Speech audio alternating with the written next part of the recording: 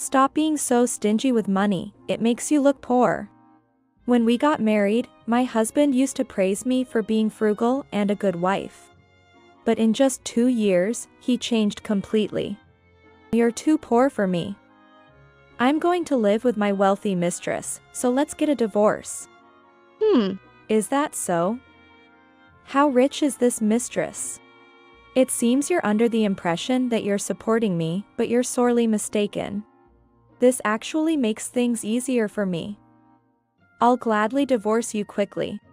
I'm Emily, a 30-year-old housewife. I met my husband, Tom, 3 years ago through a mutual friend. Tom pursued me strongly, and we started dating soon after. We got married after a year of dating. At that time, I was a receptionist at a major department store. And Tom worked for a large corporation. Although we didn't have a ceremony, our marriage was envied by many. I quit my job to become a full-time housewife. Tom's mother was a housewife and a saver. And he wanted me to stay home and manage the household as well. Tom, having lived at his parents' home until marriage, had no experience with household chores. But after marrying me, he did most of the cleaning and laundry, saying he didn't want my hands to get rough. He treated me like a princess. And his desire to care for me was clear. Emily, you're so beautiful. Stay just the way you are, he used to say. I tried to reciprocate his feelings by being frugal and managing our finances well. After a year of marriage, we were blessed with a lovely son. Tom took paternity leave and was actively involved in child rearing, even earning the nickname of a hands-on dad from those around us. To show our son in the future, Tom bought an expensive diary for us to record our parenting journey. He initially wrote about our family and child rearing enthusiastically. Eventually, Tom stopped writing in the diary after about 6 months. But I continued, hoping to show it to our son someday. Tom's attitude changed drastically around the time our son turned 1. He stopped doing household chores and participating in child rearing, which he had initially taken the lead on. He even started to criticize and complain about my parenting and housekeeping. Sigh, your cooking tastes poor. And can you dress our child in better clothes? Our house feels so poor, it's depressing. Where had the husband who praised my frugality gone? Moreover, he began coming home late, and our family rarely had dinner together. On weekends, he often went out alone. When asked where he was going, he'd say he had to go out because our house felt too poor. He even kicked me and our son out of the bedroom because of the baby's night crying. Reluctantly, my son and I started sleeping in the living room. Eventually, he even stopped holding our son. One day, after sending Tom to work and finishing cleaning and laundry, I was preparing to take our son to the park when the doorbell rang. Yes, coming. Peeking through the intercom, I saw a woman I didn't recognize standing there. I regretted responding without checking who it was, but since I had already replied, I decided to come outside. Good morning. Do you know who I am? The woman, dressed as if head to toe in brand names, asked impudently. I'm sure I don't know anyone like her. As I pondered, she started talking. The answer is, I'm Tom's girlfriend. So this child is your son. And you must be his wife. I was baffled by this sudden encounter. I couldn't just believe what this woman, who had appeared out of nowhere, was saying. For now, I need to talk to my husband, so please leave. I said, but she refused to go, insisting, I'll wait until Tom comes back. Leaving it to him will just drag things out. I couldn't let this conversation go on at the front door forever. Reluctantly, I let the woman in. After hearing what I have to say, you'll probably want to break up, but it seems you don't have much money, and you have a baby, so you won't let go of Tom, will you? She began. Right then, my son started crying. My son is crying, can you please leave? I asked, but she continued talking, ignoring it. The woman, the same age as me, turned out to be a wealthy businessman's daughter. She fell in love with Tom at first sight and approached him. They quickly fell in love with each other. They had been dating for about 3 months. I was stunned by the lack of manners shown by a modern-day wealthy daughter. Coming uninvited and continuing to talk despite the baby crying. "Do you know what Tom says about you?" She wouldn't stop talking. Before marriage, even though she earned little, she was a beautiful receptionist I could boast about. But now she's just a poor-smelling old lady with no income, someone I can't introduce to anyone. Her cooking tastes poor. She insists on home-caring our 1-year-old son until he's 3. But it's only because she's a non-earning housewife who can't afford daycare. She's just a parasite living off me, using our son as an excuse. Do you want to hear more? That's enough. It seems that Tom really is having an affair with this woman. Anyway, I will talk with my husband. I pushed the woman out of the door firmly. Hurry up and divorce him, okay? Oh, and you can keep the crybaby? She said as a parting shot before finally leaving. What was all that about? What a troublesome father, I muttered while soothing my son. Late at night, my husband Tom came home. I need to talk to you. What? I'm tired. If it's just complaints about child rearing, say it somewhere else. His response was as indifferent as always. However, as soon as I started with, "Today, a woman who claims to be your girlfriend visited our home," Tom's face turned pale in an instant, and he began to show signs of agitation. But he quickly became defiant, saying, "I'm the one earning the money here. I'm fine with a divorce, you know.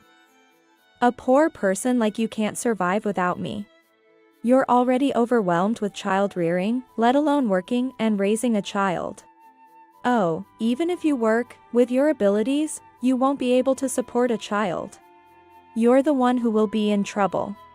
Basically, a brainless, looks-only woman like you should be grateful to be the wife of a high-educated, high-earning genius like me. Oh, you're just an old lady now, aren't you?" He started making one derogatory remark after another. Tom, my husband, who belittles me while conveniently ignoring his own infidelity. I was more shocked by his words than his affair. I regretted marrying and devoting myself to such a man. The only solace was the presence of my dear son. Since that day, Tom brazenly continued to contact his mistress and even went on trips with her. A mutual friend who introduced us tried to persuade him to stop the affair, but he wouldn't listen. Even our friend was astounded by Tom's obsession with his mistress. Eventually, he even stopped giving me the $1,000 monthly for living expenses. Amidst all this, I fell ill due to the exhaustion of child rearing and mental stress. The house was a mess, and my son was still very young. But Tom continued to spend his time with his mistress without any concern. With no help from Tom, I resorted to using local childcare support services and housekeeping services to manage somehow. When Tom found out, he said, "Using community programs instead of hiring a regular babysitter or maid. Always scrimping and saving, it's so poverty-stricken." Any remaining feelings I had for Tom vanished completely. I started to think about when to bring up divorce. Looking at me, disheveled from child rearing, Tom said, "What's with that damaged hair? Can't you even take care of your hair? You're finished as a woman." Looking at me as if I were something filthy. Then he said, "It's impossible, really. A poor person like you is no match for me. I'm going to live with my wealthy mistress, so let's get a divorce. She doesn't want children, so you can have them," and he handed me the divorce papers. I've been waiting for this. I was inwardly overjoyed. Relieved that I didn't have to bring it up myself and that there would be no custody battle. Gladly. I took the divorce papers and pulled out the prepared documents, urging him to go to the city court immediately. Are you sure? What? You're the one who suggested it, right? Come on, let's go quickly. Thinking I would be flustered, Tom was surprised to see me all prepared and ready. On the way back from the city court, Tom said, I think my parents will want to see the child. So let's have monthly visitations. I'm going to start a new family. So it doesn't really matter to me. Rather, the child is like a burden, isn't he? I'll give you the child support during visitation times. About $100 a month until he's 18 should be enough for a poor person's son. I'm being considerate even after the divorce. I'm really kind, aren't I? Tom mentioned an amount of child support that was significantly below the standard calculation. I was amazed at his ignorance and stinginess. It was unexpected that he would bring up child support, but rest assured, I'll be claiming property division as well. Looking forward to it. After returning home, I immediately began preparing to leave the house. While I was packing up our belongings with my son in my arms, Tom approached me. A jobless single mother like you won't be able to pay rent, right? Can you even rent a place? You have no relatives, and nowhere to go back to. I'm going to live in my mistress's mansion. I'll cancel the lease on this house by the end of the month. Out of pity for you, I'll send your stuff. I bet it's just some shabby apartment near a supermarket, but leave your new address. I silently placed a paper with the address on the desk and left the house. A few days later, Tom visited my house with the movers. Despite it being out of the state, he went out of his way to come. He seemed to have come to scout the place, claiming to be guiding the movers. As the address was different from what he expected, Tom was surprised and asked, What? Why are you living here? Have you found another man already? My new residence was in a locality known for its row of luxurious mansions of the wealthy class. My father passed away due to illness when I was young, and my mother raised me alone until she followed him 3 years later.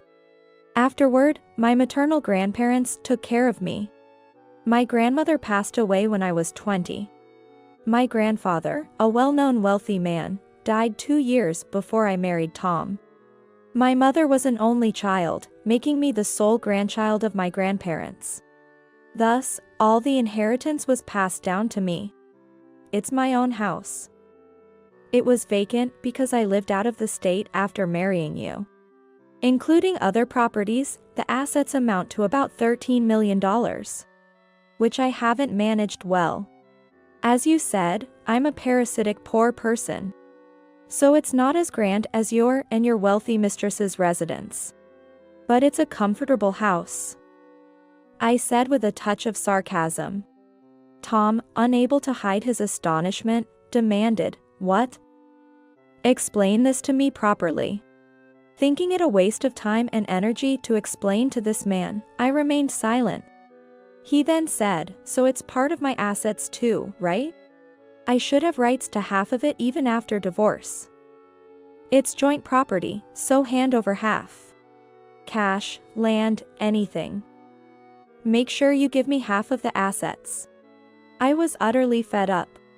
It's premarital property, so it doesn't count as joint property. You, being a highly educated and high-earning genius, would surely know that. Who's been feeding you this nonsense? You have a pretty face. So it must be your new boyfriend, right? Probably a lawyer. He accused. As I stayed silent in disbelief, Tom continued to make more absurd statements. I'm not relying on anyone. What I said just now is common sense. I did attend law school, so I have some knowledge. But what I mentioned is so fundamental that I didn't even need to use that knowledge. Tom then yelled, What?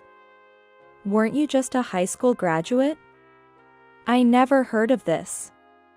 You traitor. You have always interpreted things based on your assumptions. Perhaps it's you who should be called a traitor for having an affair. I responded calmly. What's with that way of speaking? So you're rich, huh? Give me back the moving expenses. Pay for our moving expenses too, as compensation. He demanded. As you previously said, I'm just a poor person with a mere $13 million in total assets. I can't compare to you, with your wealthy mistress. Therefore, as planned, I will graciously accept your charity for the moving expenses. And regarding the compensation, I need to know exactly what it's for before I can consider paying it. I replied, dripping with sarcasm. Tom, unable to argue back, grumbled and left.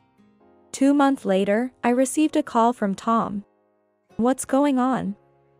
Why is the cancellation fee for the house 2 months' rent totaling $10,000?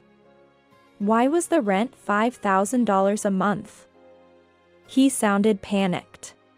A standalone house in a high-end residential area. Didn't you ever wonder?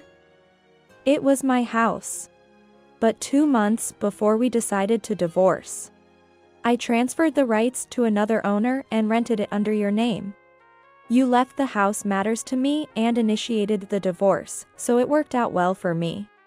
It seemed Tom, who had always lived at his parents' home, didn't even understand how much living expenses or rent could be. So, I was living in your house and being supported by you. Even over the phone, his astonishment was evident. A few days later, Tom called again. Hey.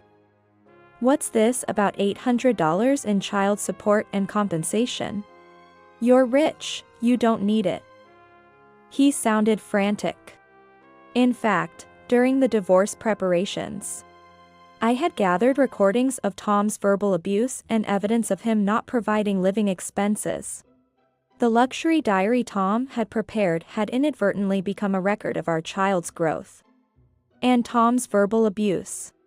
It turned out to be crucial evidence and led to demand a hefty damage compensation for verbal abuse. I hadn't planned to request child support, but as I was unemployed despite having assets, I decided it was appropriate for Tom to contribute financially as a father. So, you were in cahoots with the lawyer after all, he accused. The lawyer I hired was a woman. His assumption was ridiculous. Tom's level of presumption was pitiable. It was laughable. And then, a shocking discovery came from the detective agency's investigation. I had asked. That president's daughter Tom was having an affair with turned out to be a marriage scammer. Her claim of being a wealthy heiress was a complete lie. Tom had been tricked into paying off all of her debts, thinking her father would repay him as a wedding gift. But after he paid, she cut off all contact. Tom was in a panic. Now penniless, Tom even had the audacity to ask, "Let me stay until I find another place." He even began making ridiculous demands. "You must have an apartment somewhere. Give me a room for free, out of the kindness of being ex-spouses." Tom continued barking like a weak dog. Knowing it was pointless to argue, I listened silently and then said, "I believe you have received the notice, but I have appointed a lawyer. Please do not contact me directly like this. If you wish to have visitations with your son, please apply for visitation mediation." I then ended the call. I blocked his phone number, email, and all other means of communication. The thought of not having to listen to Tom's nonsense and complaints was a relief. 3 years after the divorce, there has been no contact about visitations. Honestly, I'm relieved. I never want my son to meet his father or his father's family and relatives. I don't want him to be influenced by their presumptuous nature. I never want to see or let my son see my ex-husband again. I still hear about Tom through mutual friends. In the end, Tom lost all his assets, struggling to pay child support and compensation to me, and living uncomfortably in his parents' home. His presumptuous nature led to troubles at work, resulting in his dismissal. He now works day and night at a low-paying job. Despite his past criticisms of my appearance, his hair is always unkempt. And his shirts are always wrinkled. Meanwhile, I built a new house on a different piece of land. As Tom knew about the mansion, I live there with my son now. I sold the mansion and properly managed my other assets, earning a steady income from them. I cherish the precious time with my son who is growing up every day. And we spend our days happily together. Additionally, as my son started kindergarten, I re-enrolled in the Faculty of Law. I had given up in my youth. But now I am diligently studying to become a lawyer. The compensation from Tom is being used diligently for my tuition.